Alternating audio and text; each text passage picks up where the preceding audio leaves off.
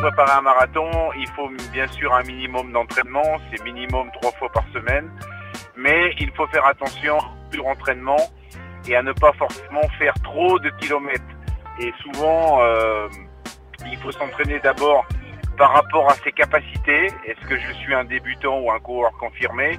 Et aussi, il ne faut pas surévaluer ses capacités. Donc ça veut dire aussi qu'il faut prévoir un entraînement que je sois capable d'assimiler, parce que sinon je risque le surentraînement et donc de trop m'entraîner.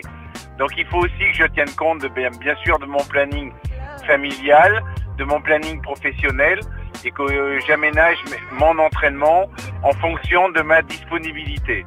Et ça c'est important parce que trop souvent les coureurs vont dire pour le marathon, il faut faire des kilomètres et il faut faire des kilomètres. Et ça c'est pas la bonne solution. Donc pour ça, il faut se fixer des objectifs qui soient raisonnables, bien sûr bien évaluer ses capacités, savoir aussi parfaitement gérer ses séances, comme la récupération, c'est-à-dire ne pas trop en faire. Et souvent d'une année sur l'autre, quand les gens refont un marathon, ils auraient tendance justement, le sujet d'aujourd'hui, à se dire je vais faire plus de kilomètres.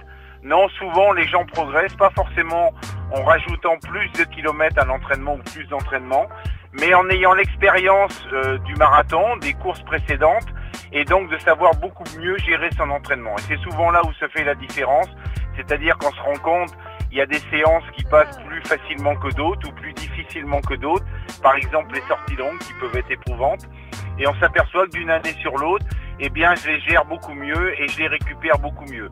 Et la progression vraiment se fait sur la qualité de son entraînement, c'est-à-dire une meilleure gestion des séances et une meilleure gestion de sa fatigue. Et donc de beaucoup mieux assimiler l'entraînement plutôt que de se dire pour progresser, je vais forcément rajouter des kilomètres. Et c'est donc tous ces éléments-là qui me permettent de progresser. Et j'insiste vraiment beaucoup là-dessus.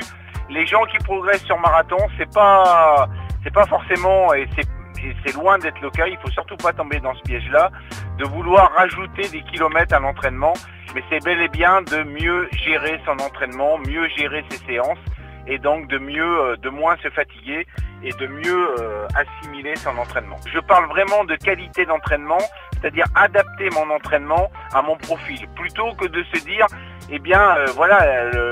la question de se dire, l'entraînement ça passe forcément par des kilomètres. Bien non, ça passe pas forcément par des kilomètres. Il faut vraiment parfaitement gérer son entraînement pour parfaitement l'assimiler.